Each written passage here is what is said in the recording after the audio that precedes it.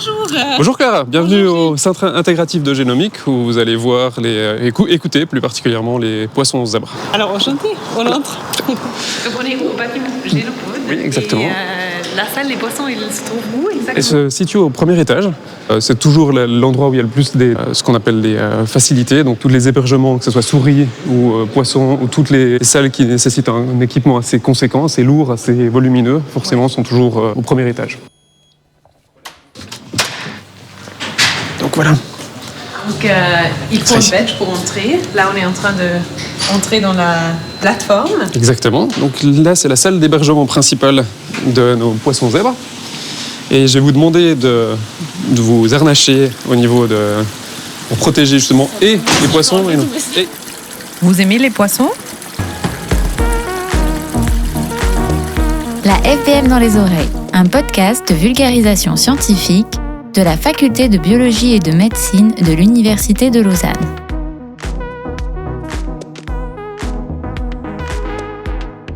Vous aimez les poissons? À manger ou... Ah, un piscivore. Exactement. Non, je n'ai pas de poisson à la maison, j'en ai eu en étant enfant, c'est vrai. Ou plutôt un aquariophile. Mais pour moi, quand j'ai décidé aussi de changer d'orientation, vu que j'ai travaillé dans le métabolisme, physiologie, en utilisant la souris, quand le professeur Vastona est venu ici au Centre intégratif de génomique, j'ai été intéressé à postuler pour obtenir la place de technicien de son laboratoire, parce que je trouvais justement la thématique intéressante et le changement de modèle très intéressant par rapport justement à la thématique. Désormais, ichthyologiste. Ah, je m'excuse, j'ai complètement oublié de faire les présentations. Donc, l'expert poisson qui nous accueille au sein de la plateforme des poissons zèbres de l'UNIL, c'est Gilles Villemain. Technicien de laboratoire et chercheur dans le groupe de la professeure Nadine Wastenhau à la faculté de biologie et de médecine. Moi, c'est Clara Soucoupe, curieuse exploratrice de cet univers subaquatique. Ayant été impliqué dans la plateforme dès sa construction en 2022, Gilles Villemain nous fait découvrir les secrets de gardiennage de la poissonnerie et de ses habitants. Une poissonnerie, oui, vous avez bien entendu. Et ce n'est pas moi, la non-francophone, qui se trompe de mot. Non, non. Ce sont les chercheuses et les chercheurs eux-mêmes qui utilisent ce mot tout affectueusement en parlant de l'hébergement de leurs petits protégés à nageoires. Combien de poissons vivent sur le site de l'UNIL ? Ici, notre salle d'hébergement a environ 1000 aquariums et on héberge actuellement 8400 poissons, ce qui correspond grosso modo à un tiers de la capacité de notre salle d'hébergement. Et ils semblent assez cosy dans leurs aquariums. Alors, dans chaque aquarium, il y a maximum une trentaine de poissons, dans 3,5 litres. Le nombre correspond bien sûr déjà à une autorisation qu'on a, mais aussi par rapport à un nombre qui est le plus adéquat pour leur bonne survie. Si on mettait peu de poissons, ils commenceraient à stresser parce qu'ils ont l'habitude d'être en banc de poissons et que s'ils se retrouvent avec moins, ils auront une impression que potentiellement les prédateurs, même si malheureusement ces poissons n'ont jamais connu l'extérieur, ne pourraient pas avoir peur des prédateurs. Un vrai animal social, ce poisson zèbre. Et pourquoi est-il si prisé par les scientifiques ? C'est un poisson qui est assez robuste et c'est une des raisons aussi pour lesquelles il a été choisi pour être utilisé comme un organisme modèle. Organisme modèle. Un terme assez courant dans les sciences de la vie. Mais ça veut dire quoi exactement? Et pourquoi les biologistes ont-ils besoin de tels organismes modèles? Generally, one should always ask what is the simplest system or model organism that one can ask a question in. So I would say if you're interested in DNA repair, you can probably study this in yeast because that's also happening in yeast. And the reason why then it's better to do it in yeast is that it's just simpler to work with. You can just grow it on a plate. You don't have to maintain them in such an intricate way as mice or fish or something. And so what I'm interested in is how transcription works. So that is how, from the DNA template that we have in the nuclei of our cells, RNA is being made, which is then used as a template for a protein. And this process, of course, also happens in yeast and simpler model systems. But I'm fascinated by how transcription begins in the embryo. And so for that, you need an embryo to actually study this. And what's, of course, great about fish is that the eggs are fertilized outside of the mom. And so you can follow early embryogenesis from the moment the egg is laid, and you can look at what's happening. And for example, in a mouse, this is very different because the embryos there develop in utero, like they do in humans. And so that's what I mean with finding the right system. Explication donnée par My name is Nadine Vastenau. I'm from the Netherlands. I'm now an associate professor at the University of Lausanne. Nadine Vastenau est arrivée à l'UNIL en 2021 avec son groupe de recherche et pas mal d'expérience en ce qui concerne l'étude de la transcription génomique dans différents organismes modèles. Pendant son doctorat aux Pays-Bas, elle a travaillé avec des petits vers connus sous le nom de Caenorhabditis elegans, ou pour faire plus court, C. elegans. Elle s'est ensuite réorientée vers les poissons zèbres pendant son postdoctorat à l'Université de Harvard aux États-Unis. Et depuis, elle a été fascinée par les possibilités qu'offre ce petit poisson asiatique pour la recherche. Anglophone, tendez bien l'oreille. Nadine va nous en raconter plus à ce sujet. Pour les autres, pas de panique. Je vous ferai toujours un résumé juste après. When zebrafish came up as a model organism, initially it was mostly used for developmental biology questions.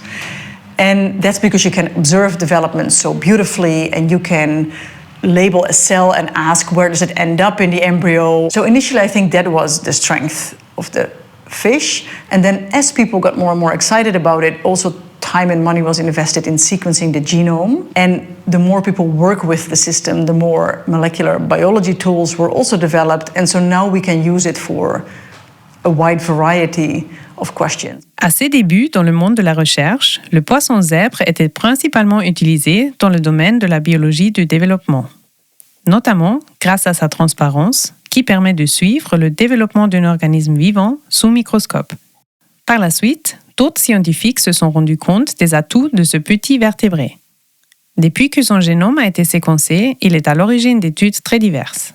C'est pourquoi, à son arrivée, Nadine Vastenau a lancé l'idée de construire un hébergement des poissons zèbres au sein du Centre intégratif de génomique, sur le campus de l'UNIL.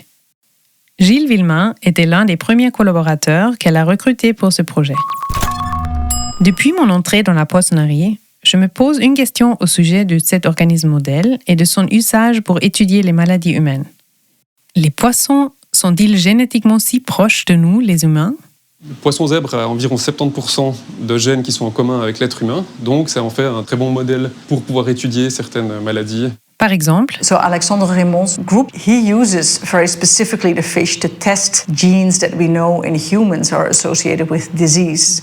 And then he looks for the homologue, so a similar gene in the fish, and asks, what does it actually do to that fish if you disrupt that gene? And so in that case, you can ask, I found this gene in humans. Is it there in the fish? And if so, can I study it in the fish just because it's so much easier than to do that in a human for sure, but also a mouse embryo. So this is what he does. And then we recently had an assistant professor, Johannes Larsch, joining, and he also did his postdoctoral work in zebrafish before, and now he moved here and started his own group to investigate shoaling behavior. So that is like, if you have one fish and you add 10 other ones in the tank, how do they follow? So that's more actually neuroscience, because then they also look at how the brain responds to seeing that other fish and how it tracks the movement of these other fish. So that's a very different kind of research, and not on embryos but on larvae, actually. Nadine Vastenau donne deux exemples de recherche menés au sein du Centre intégratif de génomique.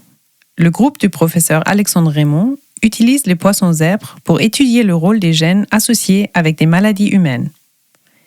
Les caractéristiques du poisson zèbre, particulièrement la facilité de manipuler ces gènes au stade embryonnaire, permet aux biologistes de tester leur importance dans le développement de l'organisme vivant. Ce qui n'est pas possible d'étudier chez les humains, bien évidemment. Grâce aux poissons zèbres, ils ont pu par exemple montrer qu'une simple dérégulation d'un seul gène est à l'origine d'une maladie rare qui entraîne un développement retardé et des déficiences intellectuelles graves chez les enfants. Johannes Larsch, quant à lui, s'intéresse au lien entre comportement et activité cérébrale. Son équipe étudie le shoaling, le comportement des poissons qui restent ensemble pour des raisons sociales et forment un banc. And then maybe one last example that's really quite interesting is the group of Jan Willem Veening, who's at the Biofor, so right next door. They work on meningitis. And I think normally they study the behavior of these bacteria in the brain of mice. But they have now also started using the fish as a system to study these bacteria. And again, it has advantages because you can just more easily ask big questions when you use fish because you have more embryos and more larvae, etc. And so you can do genetic screens, both looking at what's required in the fish to respond to the bacteria, but also what's required in the bacteria to infect the fish. And so I think this is also cool. Finalement, le groupe du professeur Jan Willem Weening au département de microbiologie fondamentale utilise les poissons zèbres pour mieux comprendre les mécanismes d'infection de la méningite. Grâce à la reproduction externe et rapide des poissons zèbres, beaucoup d'œufs, et donc d'embryons, sont facilement et constamment accessibles. Les chercheuses et chercheurs peuvent ainsi suivre un grand nombre de gènes en parallèle et examiner leur rôle dans l'infection du cerveau par des bactéries. Et au sein du groupe Westenhau, nous travaillons justement sur l'ouverture de la chromatine, donc sur l'ouverture de l'ADN au moment de tout début du développement de l'embryon. If you want to understand how in an embryo transcription begins, then you need an embryo, and now we have all the tools to actually address that question. We get a lot of eggs very easily, and they are externally fertilized, and so we have easy access, and that's why I chose to use the fish embryo. Une des raisons intéressantes, c'est que les embryons sont complètement transparents. Donc si on veut faire de la microscopie sur les embryons, c'est une qualité extrêmement bonne. On étudie principalement l'ouverture justement de la chromatine qui, dans le poisson zèbre, se passe toujours au même endroit. Il y a toujours le même locus, donc un endroit dans le génome qui va s'ouvrir toujours le premier. Et c'est un endroit qui est assez grand, donc on va pouvoir visualiser en fait cette ouverture. Généralement, nous utilisons les embryons qui n'ont même pas une journée. La plupart de nos expériences font après le nombre de divisions qui amène à 64 cellules, jusqu'à environ 2000-4000 cellules. L'ouverture de la chromatine peut commencer au stage de 64 cellules, mais la plupart du temps, elle arrive un peu plus tard. Et donc, on va observer les différentes étapes de ces divisions cellulaires. Pour résumer, les embryons sont transparents et la lecture de leur code génétique commence toujours au même endroit et au même moment. Et grâce à tout ça, on peut suivre sous microscope. Cool! Mais ce que je n'ai pas encore bien compris, c'est cette histoire de fécondation et de développement des embryons à l'extérieur du corps. Ce qui est vraisemblablement l'un des avantages clés du poisson en tant qu'organisme modèle. Retournons du coup dans la salle d'hébergement au bâtiment Génopode. Peut-être que Gilles Villemain pourra m'expliquer comment ça se passe. Voilà, c'est la nurserie. Étant donné que la fécondation est externe, qui est un avantage gigantesque pour justement toutes les expériences que l'on peut faire, les mammifères sont une fécondation qui est interne. Donc tout le développement de l'embryon ainsi que de l'être en devenir va se faire à l'intérieur même de l'organisme. La fécondation externe des poissons, c'est que la femelle va relâcher les œufs, dans ce cas-là, dans des aquariums de croisement, où le mâle va ensuite les fertiliser. Donc le développement de l'embryon se passe complètement en dehors du corps de la mère. L'énorme avantage par rapport à ça, c'est que si on veut faire des expériences sur le développement, on n'a pas besoin de sacrifier la mère pour pouvoir faire des expériences dessus. On va directement utiliser les embryons qui sont accessibles. Donc pour obtenir des embryons, on va utiliser ici ces aquariums faits spécifiquement, où le jour avant, on va pouvoir mettre, dans le cas d'un couple, un mâle et une femelle, mais on peut mettre aussi différents mâles et différentes femelles, où durant toute la nuit, il y a des phéromones qui vont être relâchés par le mâle et la femelle. Ils vont avoir une sorte de conversation silencieuse où ils vont se parler.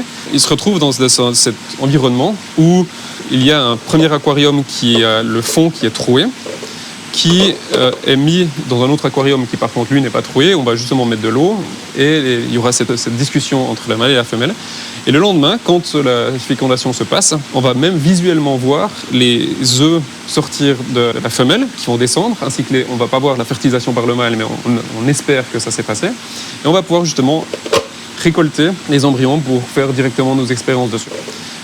Un des avantages également, c'est qu'on peut mettre un diviseur entre les mâles et les femelles et l'enlever uniquement quand on va vouloir que la fécondation se passe, parce que comme ça on peut injecter, on sait à quel moment l'embryon est à l'étage. Donc on connaît bien le moment où la fertilisation est arrivée et donc à quel stade en fait sont les embryons. L'énorme avantage du poisson zèbre, c'est que la fécondation se passe le matin, donc entre 8h et on va dire midi, 2h. C'est aussi très bien pour nous pour pouvoir faire nos expériences. On peut essayer de planifier nos expériences par rapport à ça. Ça dépend du cycle de la lumière ? Ça dépend du cycle de la lumière, exactement.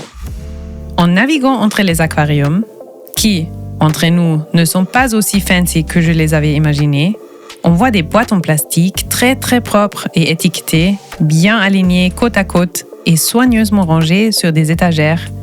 Gilles Villemain continue à m'expliquer que les injections faites par les scientifiques visent par exemple à modifier l'activité de gènes spécifiques.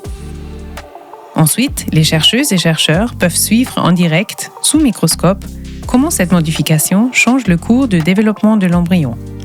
C'est-à-dire s'il y a des organes qui grandissent de manière irrégulière ou bien des comportements atypiques. Et bien que la majorité des recherches sur les poissons zèbres se font sur des embryons, il y a aussi des personnes au sein de l'UNIL qui les étudient à des stades plus développés. Par exemple des larves ou poissons juvéniles pour les études de comportement ou bien des seniors pour mieux comprendre les différents processus du vieillissement. Mais alors, jusqu'à quel âge peut-il vivre en fait ? Étant donné leur robustesse, certains poissons peuvent arriver à un âge relativement long, qui peut être jusqu'à 5 à 6 ans. J'ai des collègues qui ont réussi à les avoir aussi longtemps que ça. Bien sûr, à partir d'1 année et demie, 2 ans, on va commencer à observer une certaine mortalité, étant donné que c'est le moment durant lequel ils commencent à être âgés. Dans la nature, c'est une espèce annuelle qui va la plupart du temps décéder avant 1 année, parce que justement il y a les prédateurs, il y a le fait qu'ils ne sont pas dans les meilleures conditions. Tandis qu'ici, on va les utiliser principalement pour justement créer des embryons. Et nos poissons, ils vivent généralement jusqu'à 2 ans, parce que tant qu'ils sont capables justement de se reproduire et de produire des embryons, on va continuer à les utiliser. Du coup, qu'est-ce qu'il leur faut pour vivre si bien dans les aquariums de l'UNIL ? En fait, on va commencer par dire que nos 1000 aquariums ici, ça correspond plus ou moins à un énorme aquarium. C'est un système d'eau comme on pourrait avoir chez tout un chacun, toutes les personnes qui aiment les poissons. Et donc là, ce qu'on va contrôler, c'est principalement donc, la température, parce qu'elle a une température optimale, le pH de l'eau, qu'il ne soit ni trop acide ni trop basique, ainsi que la salinité, où on mesure de manière indirecte la salinité pour que justement ça soit les meilleures conditions pour les animaux. Quelles sont les valeurs que vous ciblez Alors, plus ou moins ? le pH est un pH de 7,2. Les valeurs de température, c'est 28 degrés. Ainsi que la conductivité, qui est une mesure indirecte du nombre d'ions qu'il y a dans l'eau, est environ à 600... Microsiemens. L'unité de mesure de la conductivité. Un mot prononçable beaucoup plus facilement par une germanophone. Autre aspect qui pourrait vous intéresser, l'eau dans chaque aquarium est renouvelée toutes les heures. C'est important pour éliminer tous les composants toxiques qui s'accumulent. La santé, mais aussi le bien-être animal sont essentiels. Gilles Villemain m'a montré 2 exemples d'enrichissement de l'habitat des poissons que je trouve assez fascinants. L'enrichissement, c'est ajouter des éléments à son environnement pour stimuler l'animal et améliorer ses conditions de vie en captivité. Donc oui, au niveau enrichissement des poissons, on a principalement 2 choses qui arrivent. C'est les artémies avec lesquelles on nourrit. Ce sont de la nourriture vivante. Et donc la nourriture vivante, ils vont la chasser. Et donc pour eux, c'est un enrichissement parce qu'ils vont les poursuivre ces petits crustacés qui sont vivants justement. L'autre enrichissement, c'est un enrichissement visuel. Il a été prouvé en fait qu'en dessous des aquariums, les poissons n'aiment pas ne rien avoir en dessous et il y a des petites photos de rochers qui se retrouvent juste en dessous des aquariums. Drôle, n'est-ce pas ? En fait, Gilles m'a confié que le choix des photos des rochers, c'est un peu, disons, aléatoire. Les recherches qui ont été faites sur les préférences des poissons zèbres ont montré que c'est principalement la vue de quelque chose au fond de l'aquarium qui compte pour leur confort. Saviez-vous d'ailleurs que ce petit poisson robuste qui provient des rivières de l'Himalaya était utilisé depuis longtemps par les aquariophiles ? Mais comment est-il tombé entre les mains de scientifiques du monde entier ? That's a good question.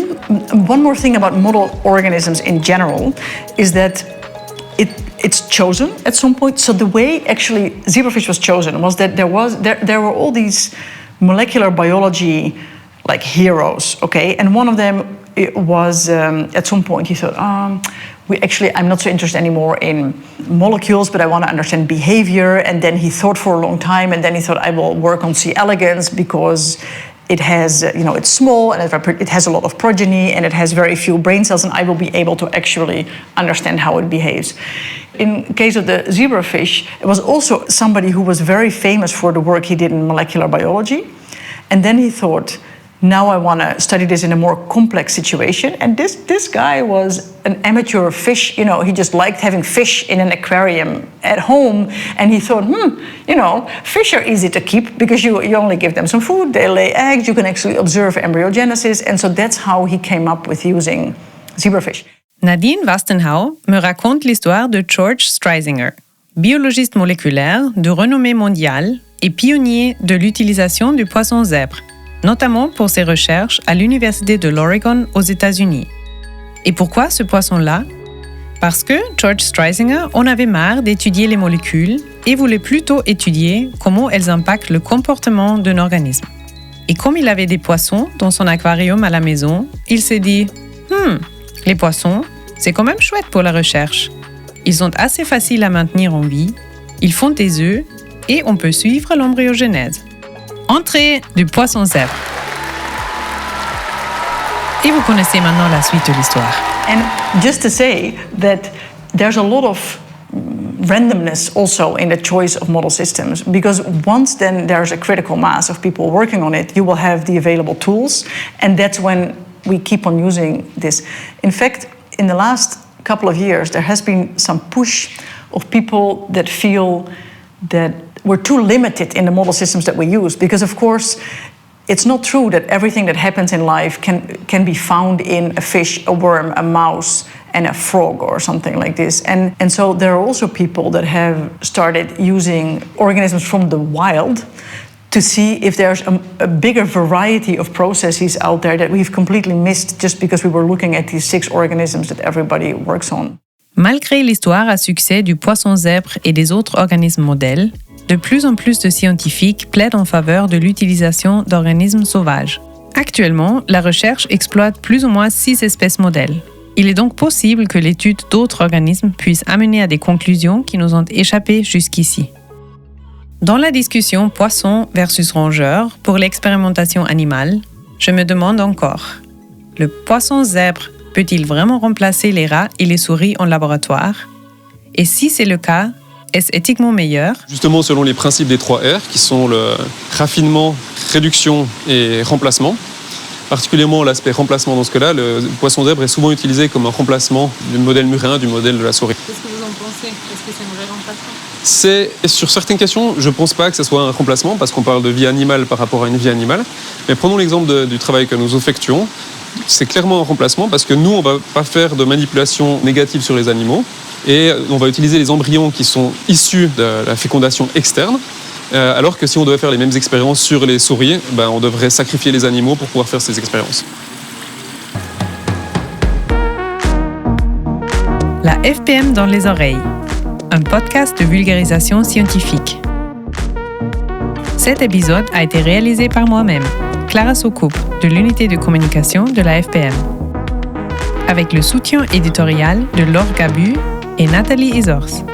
Musique du générique par Atrick. Mixage par Olivier Lupkeman.